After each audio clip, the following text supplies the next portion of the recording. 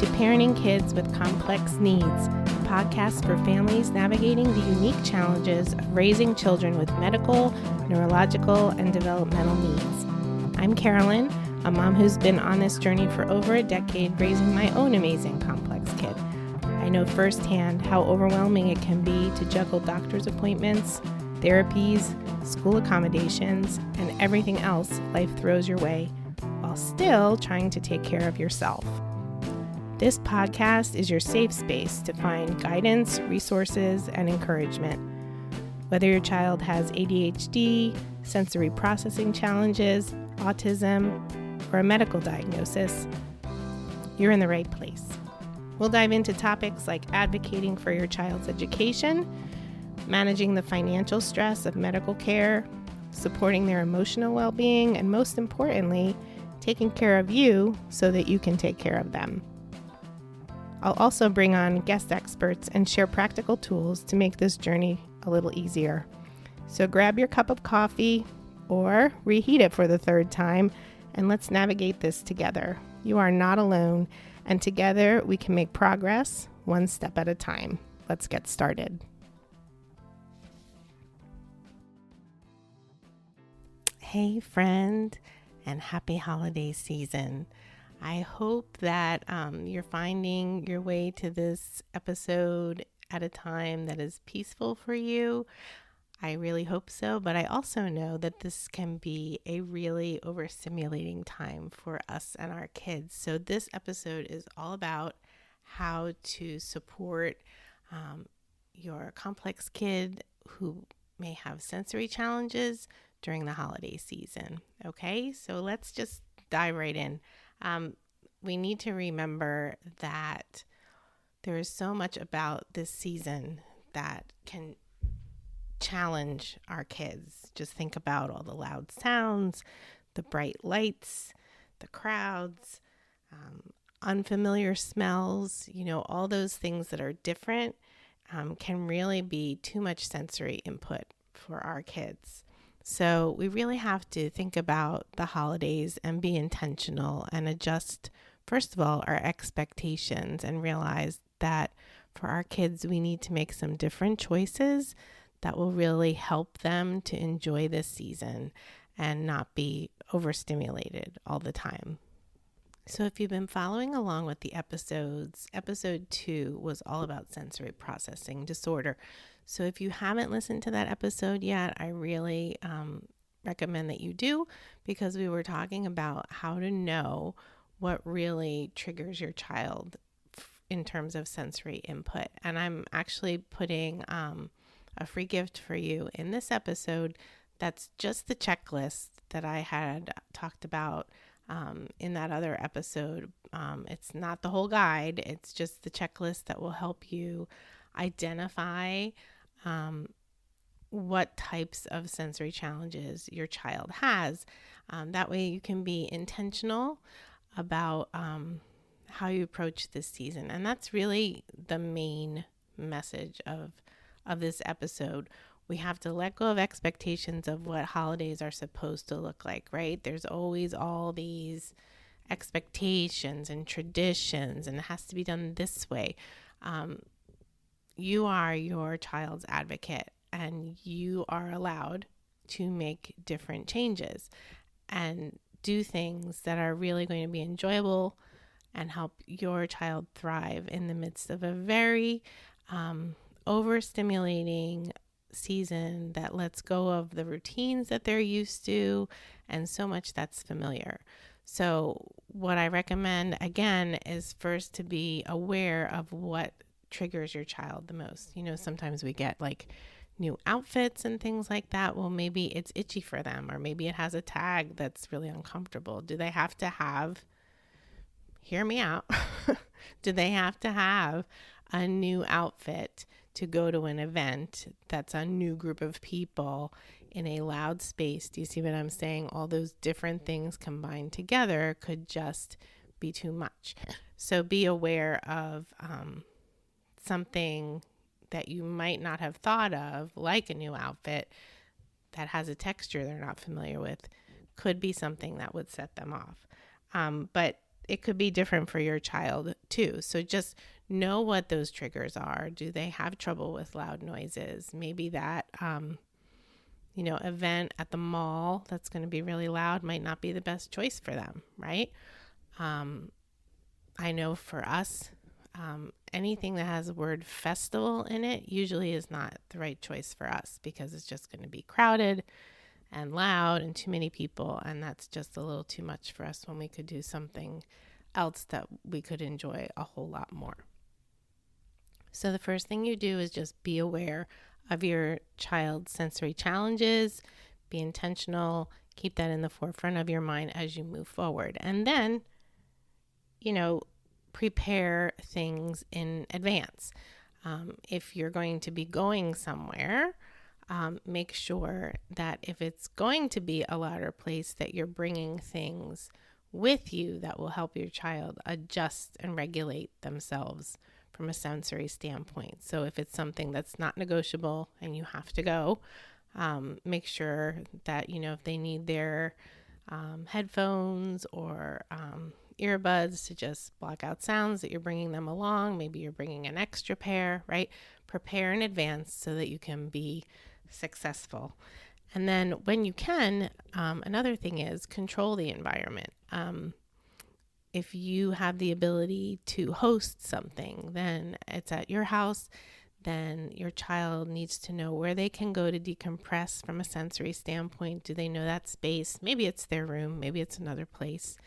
That might be the easiest thing for them, right? To be able to regulate in a spot in their own home. And if it's in your home, be cognizant of the lights. Keep the lights dimmer instead of blinking everywhere, right? Or tone down the music. Make sure that you're serving some sort of food that that they'll be able to eat rather than a whole lot of new things, okay? So when you can, maybe the answer is to host yourself. And then if you are going to see family or friends, make sure that you speak with them ahead of time about what some of your child's needs are, right? And make them aware of things that you might need to do so that they wouldn't interpret it the wrong way. So for example, can we come a little bit early so that they have time to acclimate a little bit? Please don't take it personally if we have to leave earlier because, it just might get to be a little bit too much for them.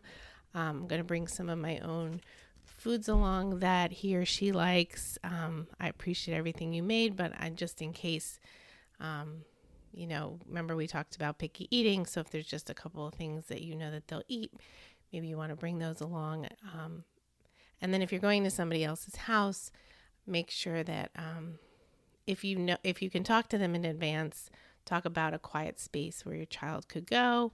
And then when you get there, let them know what that is, because a lot of, the things that are associated with the sensory issues is, the anxiety of not knowing what to do when you're feeling that way. So if you can prep ahead and say, okay, so here we are, at grandma's house, if you're feeling overstimulated, you can go over there in that room with, your sensory toys.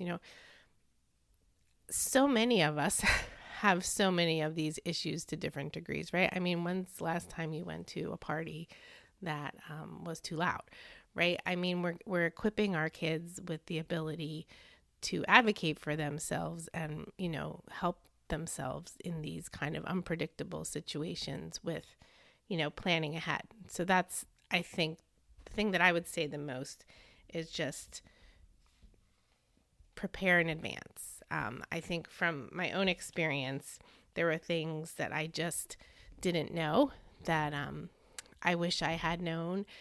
And now that I do, I think the biggest advice I can give is, just prepare in advance. And then, of course, create new traditions that aren't as stimulating. Instead of going to the big light show that's, super popular, maybe instead, just take a drive and look at lights from your car, right?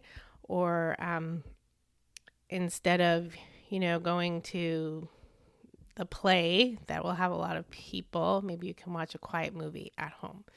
But just give yourself and your family permission to create new traditions Instead of holding on to things that aren't working, that don't work for your family, be open to creating new things that you can all enjoy together and equipping your child to really enjoy the holidays. Um, so just a couple of personal stories.